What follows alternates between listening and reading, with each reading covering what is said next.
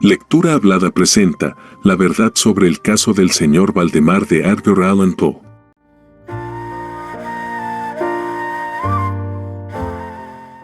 Mr. Valdemar. Como es consiguiente, no pretendo que haya motivo de admirarse de que el extraordinario caso de Mr. Valdemar excitara discusión. Habría podido ser un milagro si no hubiera estado bajo circunstancias especiales. A pesar del deseo que tenían todas las partes interesadas en ocultar el cuento al público, al menos por el momento, o hasta que tuviéramos ulteriores oportunidades de investigación, a pesar de nuestros esfuerzos para conseguir esto, una relación incompleta y exagerada circuló entre la sociedad y se convirtió en la fuente de muchas inexactitudes desagradables y, muy naturalmente, de una gran incredulidad. Se ha hecho necesario, pues, que yo relate los hechos, hasta donde los comprendo yo mismo. Helos aquí, sucintamente, durante los últimos 3 años, mi atención había sido atraída repetidas veces por el mesmerismo, y hace cerca de 9 meses, me ocurrió, repentinamente, que, en la serie de los experimentos hechos hasta entonces, había habido una omisión muy notable y muy difícil de explicar. Nadie había sido magnetizado aún in articulo mortis. Faltaba ver, primero, si en tal condición existía en el paciente alguna susceptibilidad a la influencia magnética; segundo, si esa condición disminuía o aumentaba la susceptibilidad; tercero, la extensión del periodo por el que las vejaciones de la muerte podían ser detenidas por este proceso. Había otros puntos a constatar, pero esos excitaban más mi curiosidad, el último especialmente, por el carácter importantísimo de sus consecuencias. Buscando a alguien por cuyo medio pudiera experimentar esas particularidades, fui llevado a pensar en mi amigo Mr. Ernesto Valdemar, el bien conocido compilador de la biblioteca forénsica y autor, bajo el seudónimo de Isaac Marx, de las versiones polacas de Wallenstein y Gargantúa.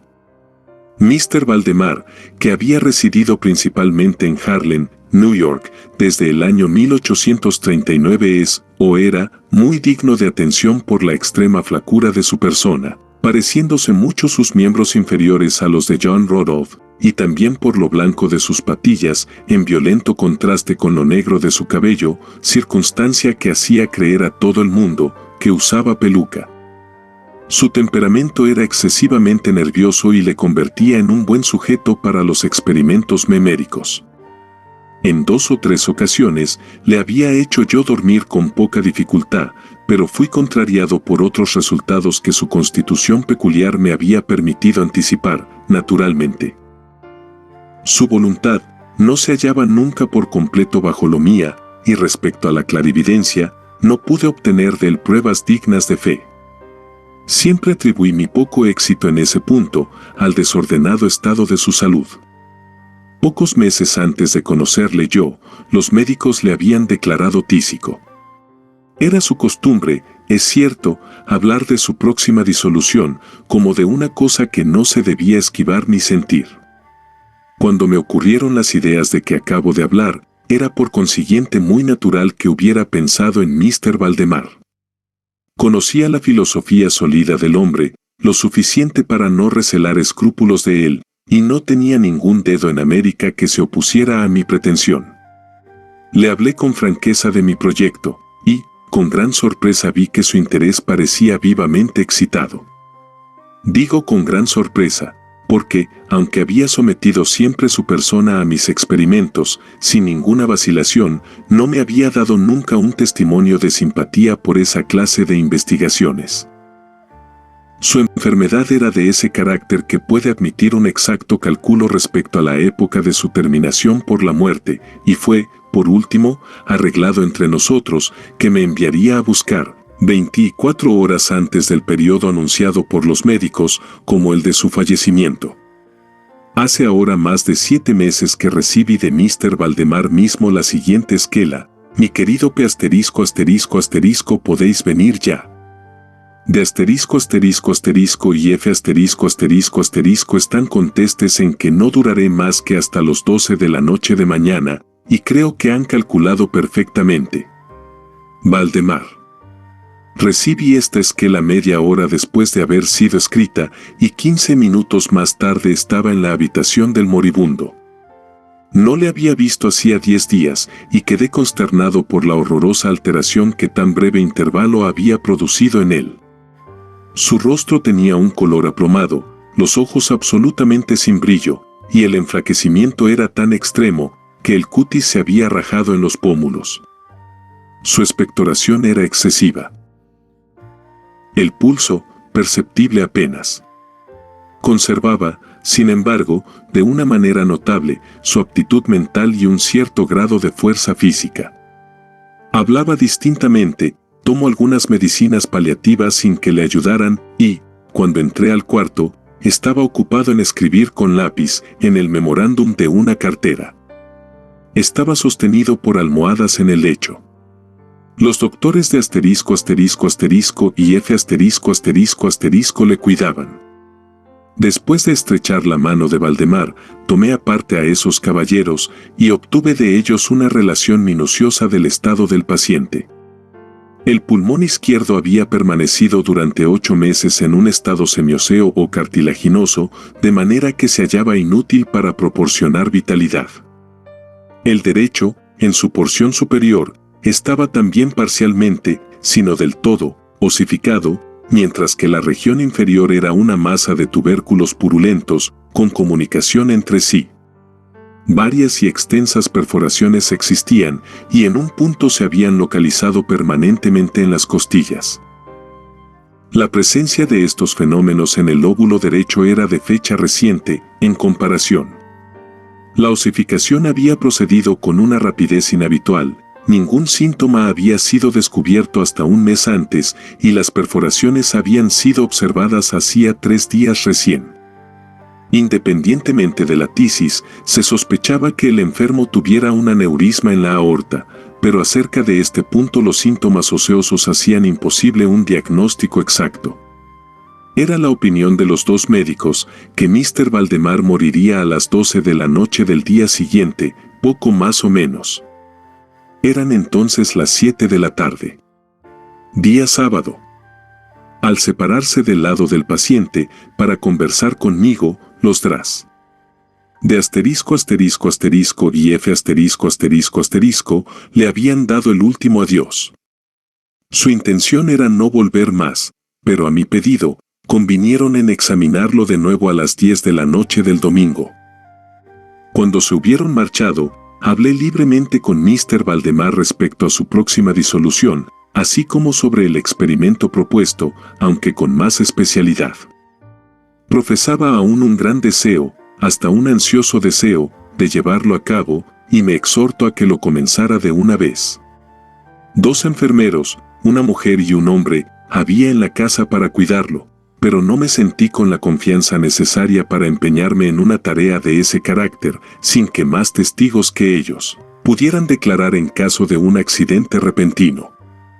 Diferí pues la operación hasta cerca de las 8 de la noche siguiente, cuando la llegada de un estudiante de medicina, Mr. Theodore L. ****, con quien tenía alguna relación, me hubo libertado de los últimos escrúpulos.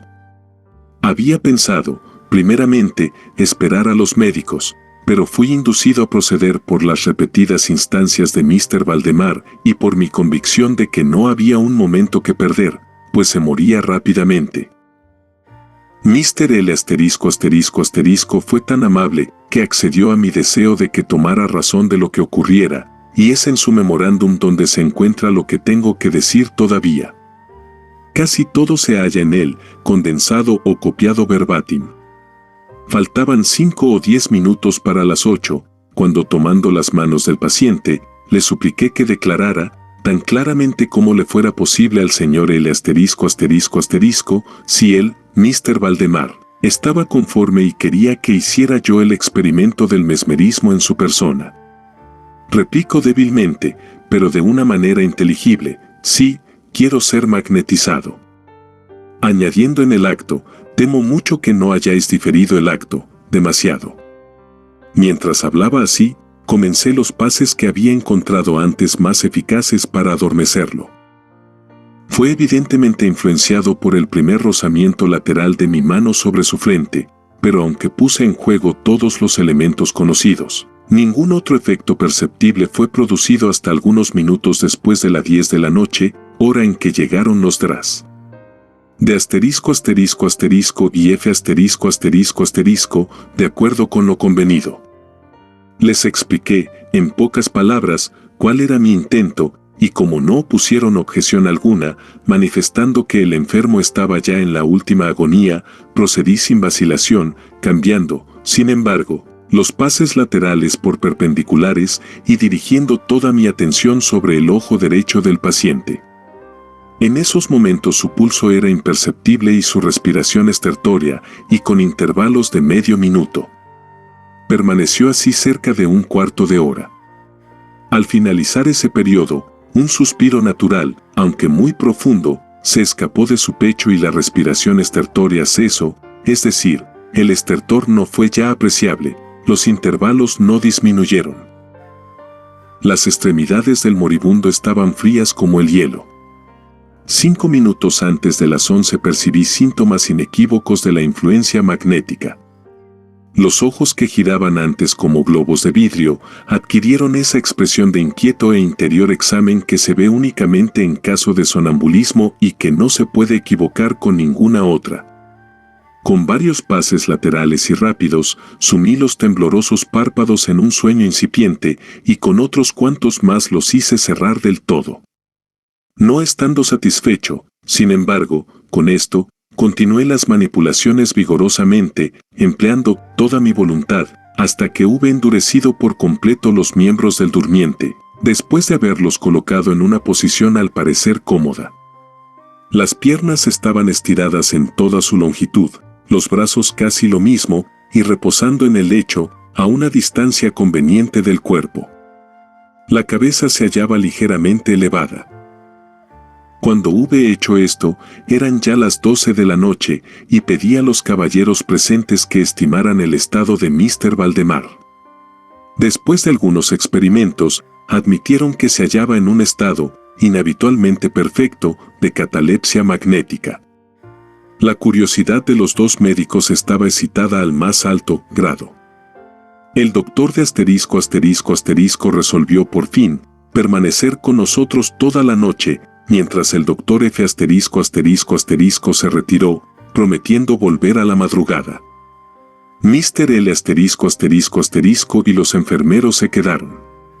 Dejamos a M. Valdemar completamente tranquilo hasta cerca de las 3 de la mañana, que nos aproximamos a su lecho y le encontramos en el mismo estado que cuando se retiró el doctor F***, es decir, en la misma posición. El pulso era imperceptible, la respiración débil, apenas notable, excepto aplicándole un espejo a los labios, los ojos estaban cerrados naturalmente, y los miembros tan rígidos y tan fríos como el mármol. En general, su apariencia no era la de un cadáver. Al aproximarme a Mr. Valdemar hice una especie de semi-esfuerzo para influenciar su brazo derecho, a fin de que siguiera la dirección del mío, que pasaba por su cuerpo en todos sentidos.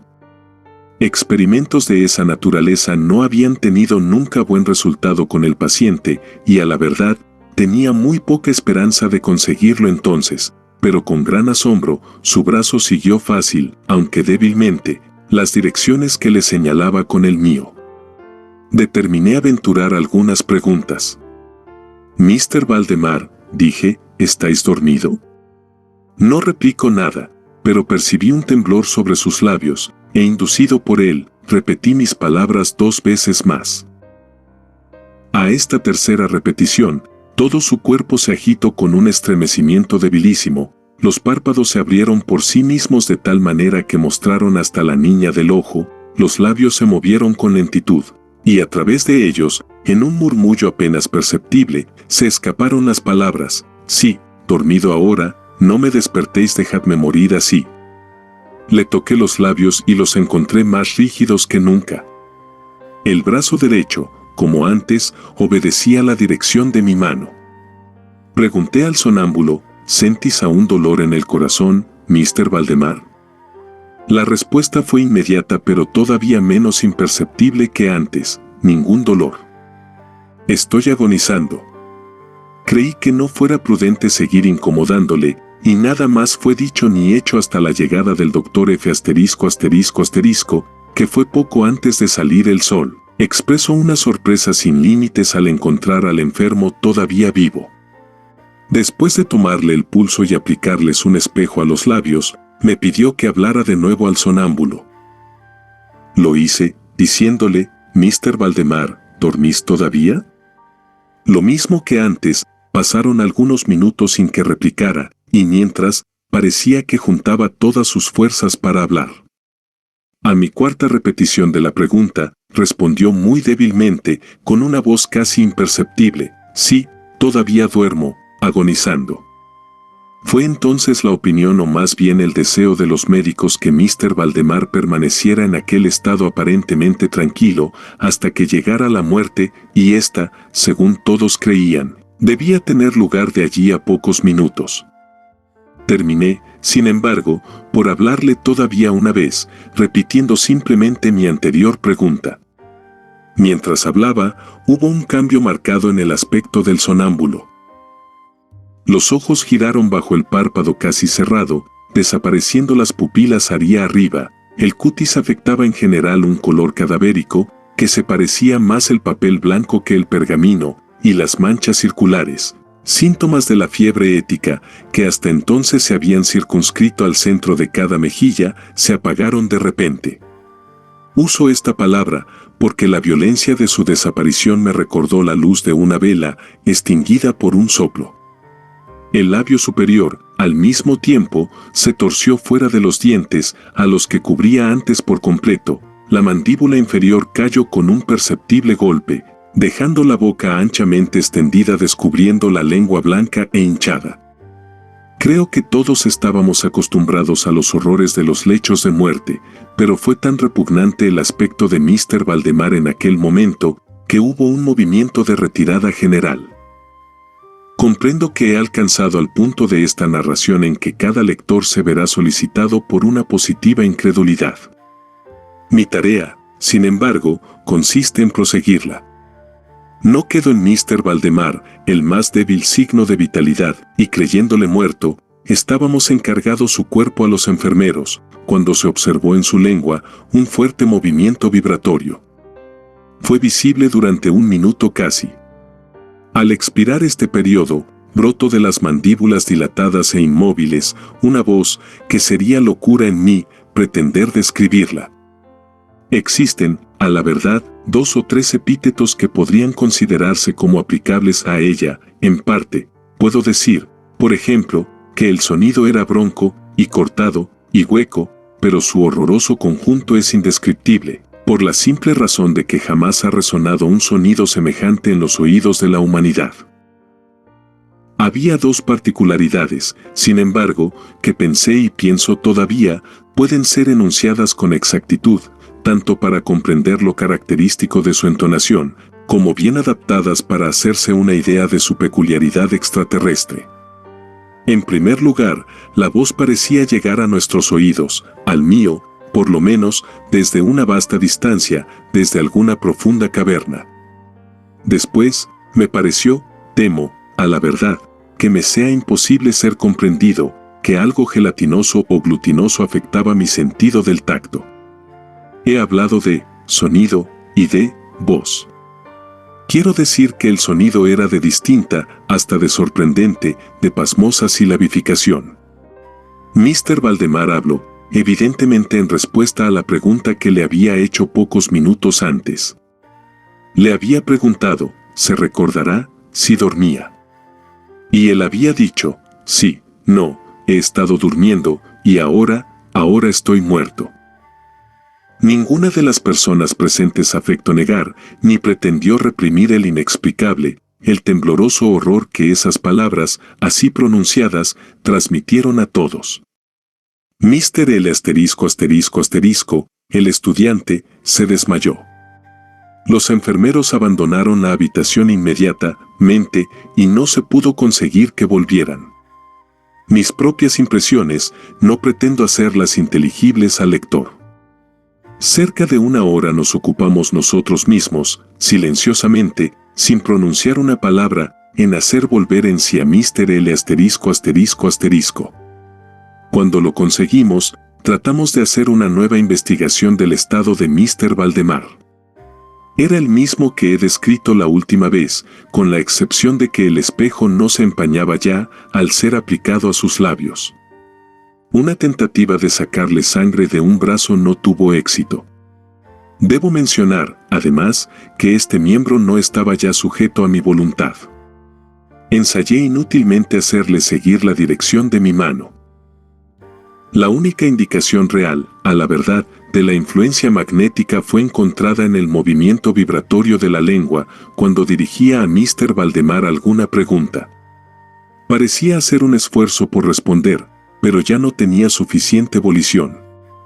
Si le hablaba a alguna otra persona que yo parecía absolutamente insensible, aunque traté de colocar a todos los presentes en relación memérica con él. Creo que he relatado ya todo lo necesario para poder conocer el estado del sonámbulo en esa época. Otros enfermos fueron procurados, y a las 10 salí de la casa en compañía de los 2 médicos y de Mr. L *****. A la tarde fuimos todos a ver al paciente de nuevo. Su estado era exactamente el mismo.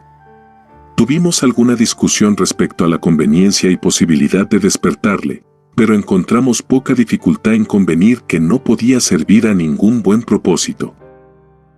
Era evidente que, hasta entonces, la muerte, o lo que comúnmente se llama muerte, había sido detenida por el proceso memérico. Nos parecía claro a todos nosotros que despertar a Mr. Valdemar sería simplemente apresurar su fin, o al menos, su rápida disolución. Desde este periodo hasta la semana que acaba de terminar, un intervalo de cerca de 7 meses, continuamos yendo diariamente a la casa de Mr. Valdemar, acompañados unas veces por médicos y otras por amigos. En todo ese tiempo el sonámbulo permaneció exactamente como lo he descrito la última ocasión. Los cuidados de los enfermeros eran continuos. Fue el viernes último que resolvimos hacer el experimento de despertarlo o de tratar de despertarlo y es el, quizá, infortunado resultado de este experimento, el que le ha dado origen a tantas discusiones en los círculos privados, a tanto de lo que no puedo impedirme de gemar las injustificables creencias populares. Con objeto de sacar a Mr. Valdemar de su catalepsia magnética, hice uso de los pases acostumbrados. Durante algunos momentos, fueron inútiles. La primera indicación de la vuelta a la vida fue un descenso parcial del iris. Se observó como especialmente notable que este rebajamiento de la pupila fue acompañado por la profusa salida de un licor amarillento de debajo de los párpados, de un olor acre y muy repugnante. Se habló entonces de que debía tratar de influenciar el brazo del paciente como en otro tiempo. Hice la prueba, sin obtener éxito. El doctor F ****, entonces, manifestó el deseo de que hiciera al enfermo una pregunta que me dictó. Mr. Valdemar, dije, ¿podéis explicarnos cuáles son nuestros sentimientos o deseos ahora? Hubo por un instante reaparición de las manchas de la fiebre en las mejillas, la lengua se estremeció o más bien giró violentamente dentro de la boca, aunque las mandíbulas y labios estuvieran tan rígidos como antes, y, por último, la misma voz horrorosa que he descrito, contestó, por Dios. Pronto. Pronto. Adormecedme, o pronto, despertadme, pronto. Os digo que estoy muerto. Me encontré completamente enervado y durante un momento no supe qué hacer. Al principio traté de volverle a su anterior estado, pero, cayendo bajo el imperio de mis deseos, volví sobre mis pasos y luché por despertarle. En este intento vi pronto que obtendría éxito, o al menos, imaginé pronto que mi éxito sería completo, y estoy seguro que todos los asistentes estaban preparados para ver el despertar del enfermo. Sin embargo, para lo que ocurrió en realidad, es perfectamente imposible que ningún ser humano estuviera preparado. al hacer rápidamente los pases meméricos entre emociones de muerto, que brotaban de la lengua y no de los labios del paciente, todo su cuerpo se estremeció de improviso, y en el espacio de un solo minuto o hasta menos, se encogió, se desmenuzó, absolutamente podrido entre mis manos. Sobre el lecho, sobre todos nosotros, cayó una especie de masa líquida, en la más asquerosa, en la más abominable putrefacción.